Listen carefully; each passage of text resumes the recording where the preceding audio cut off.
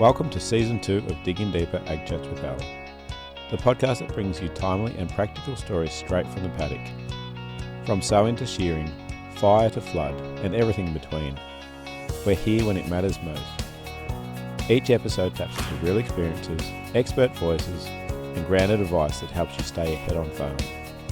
I'm Alister from the Gippsland Ag Group, a grassroots farmer-led network in Gippsland, focusing on soil, grain and fodder, pasture and livestock. We're here to support producers in building resilient and profitable enterprises across our region. So let's dig in. Welcome everyone to Digging Deeper for our last podcast of the year. And we've had a special request because we're going to finish a week early, but Morgan Davies just wanted to say Merry Christmas to everyone. Morgs, how you going? Yeah, great to be back on, Al, and it's all about me, and I just wanted to wish all our podcast listeners a very safe and festive season, and make sure that we see you in the new year for a fantastic 2026. And I'm certain, like 2025, it was very, very good, kind to us in East Gippsland. And bring it on for 2026. Who knows where we're going to be, what we're doing this time next year, Al. Yep, no, well, the year has rolled around quickly. What do the Davies do over the festive season? You got much planned? Nah, just a few little getaways and things like that, and spend a bit of time with a few family and close friends, and that's what the time of year is all about. Try to minimise my ham intake and stay away from the 4X cans as much as I can. Have you organised a ham yet? They go faster in this area. I will find a ham. Mark my words, I'll find a ham.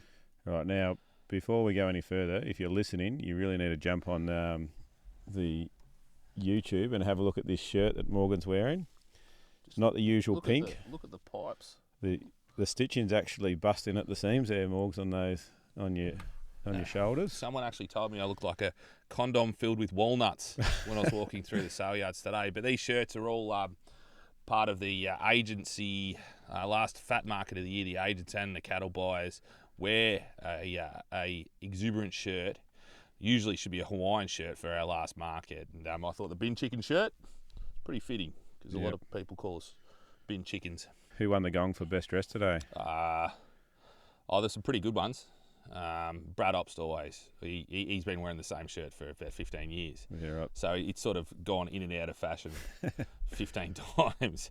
Cole Jones always wears a good shirt. Michael O'Callaghan and Jake Fullgrab.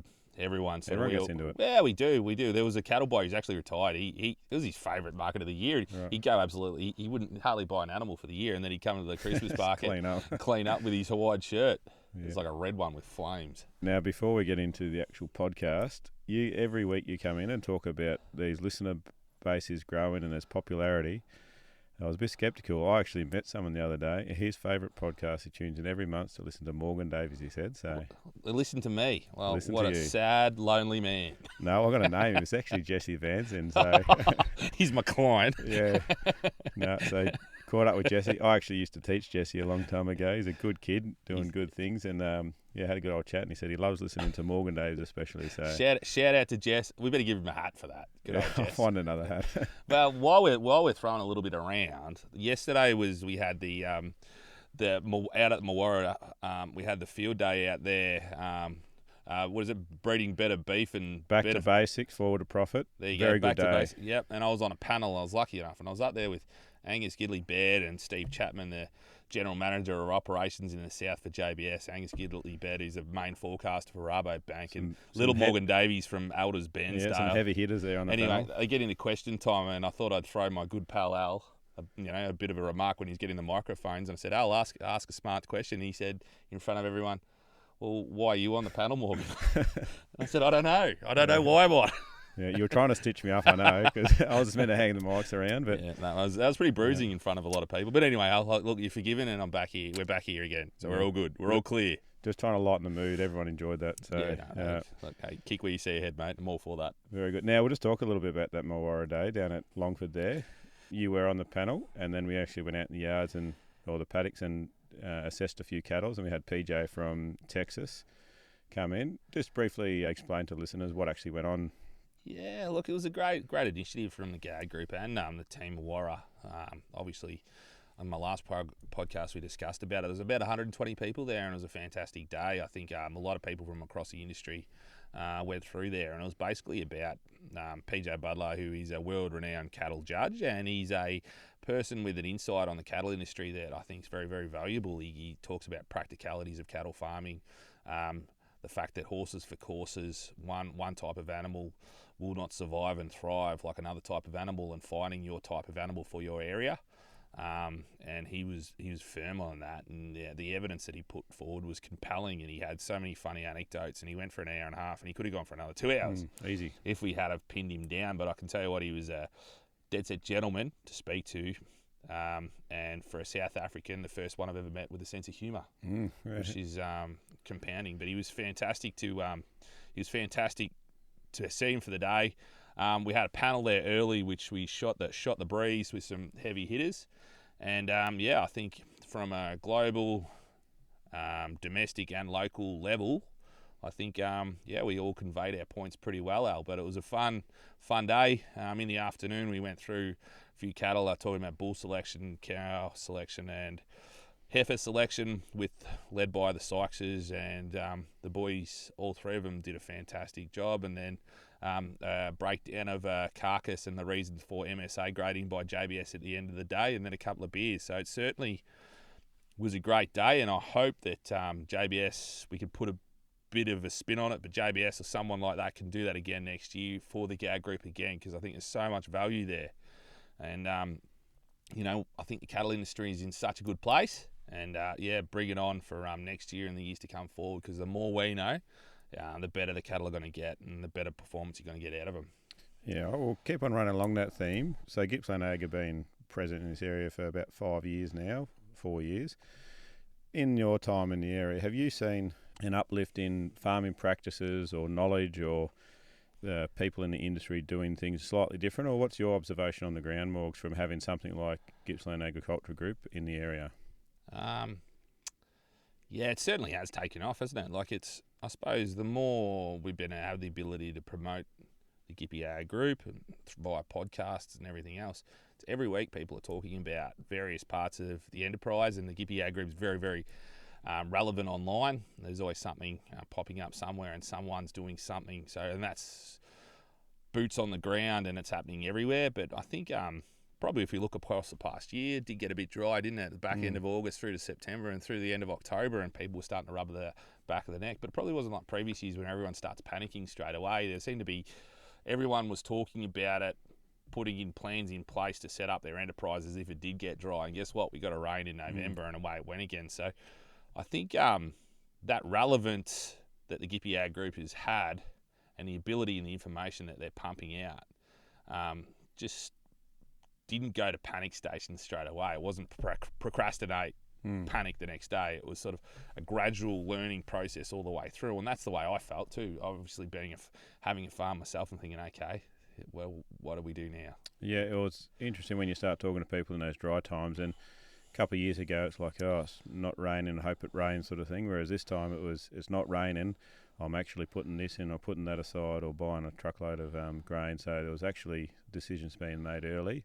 Obviously we want it to rain, but it seemed like there was a bit more action happening around it, getting prepared for it. So. Yeah, and I suppose another thing that's probably happened too, like the change up in the Bureau of Meteorology app, which has been politicised everywhere. Changed twice, didn't it, very quickly? Oh, well, and everyone's been pretty disgruntled about that, and one person chinned the Elders app and blamed us, but certainly just everything we do is off the Bureau of Meteorology. It's just we use that data to run our own app. But obviously I say to the hierarchy in Elders just to make sure there's 10 mils at the end of the week so we keep selling fertiliser and cattle. But anyway, the old mate fell into that trap.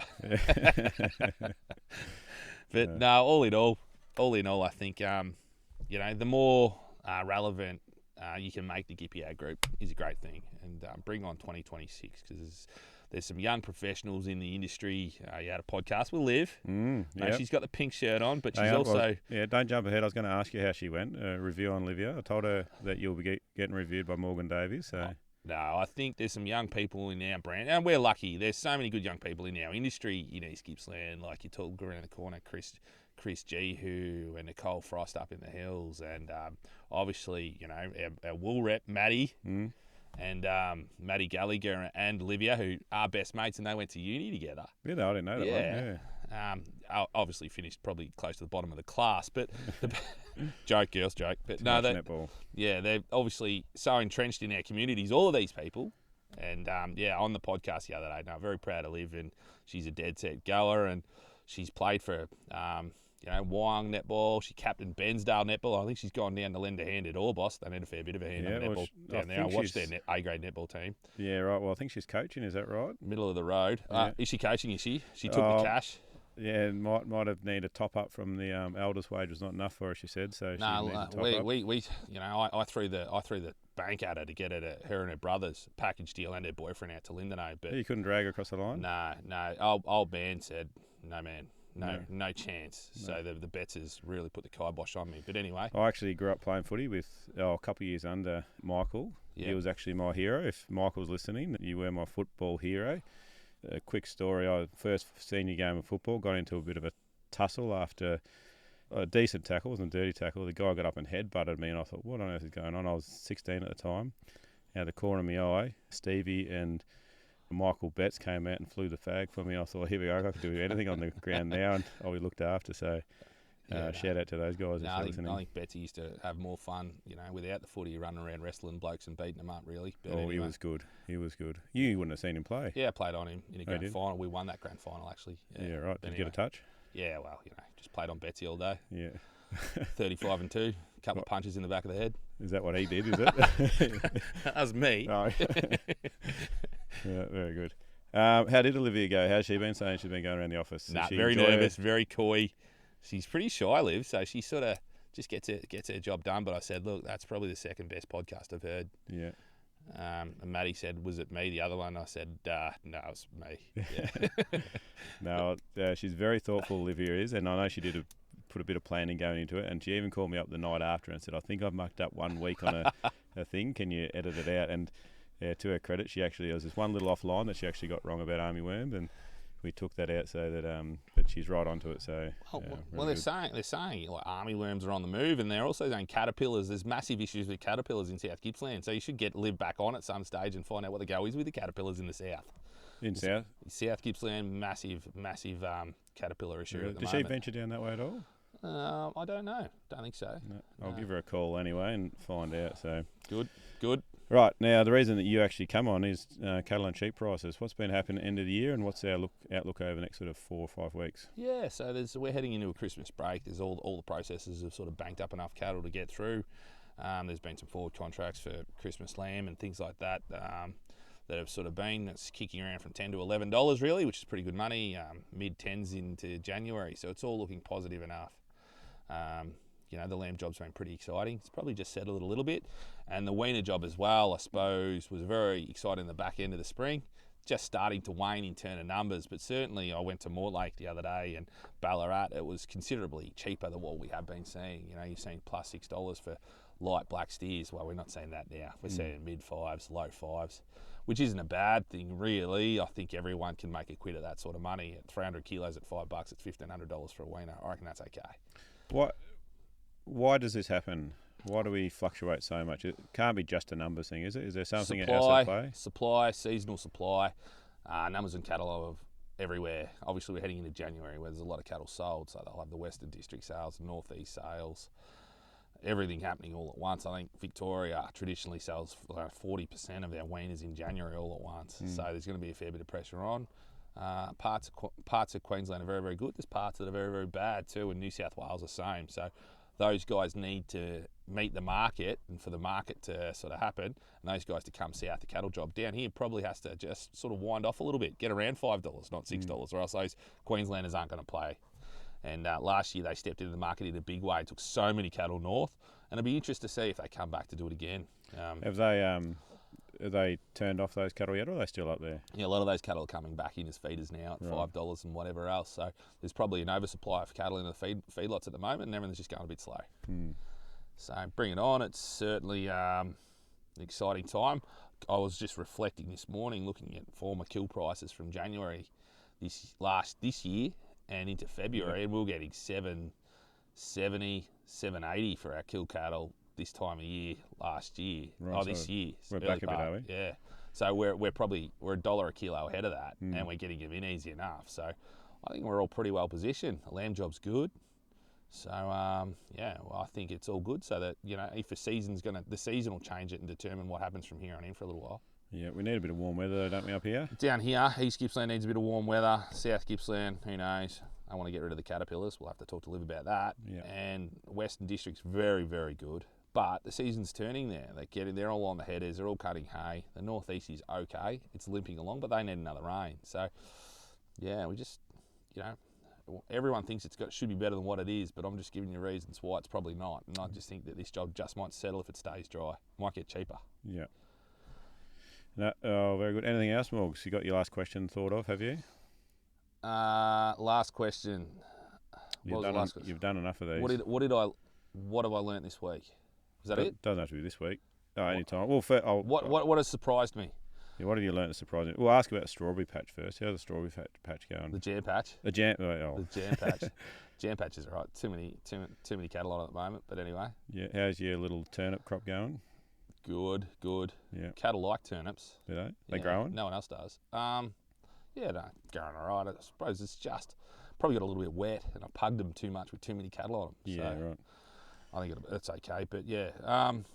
What have I learned? What surprised me this week? I think how quickly a season can change. Like 3 weeks ago, probably when I was last on, we're saying $6 on weaners, and we think the world's never, who can stop us now? Well, the season's just drying off a bit, and there's a bit of pressure on. There'll be a lot of cattle come on in January.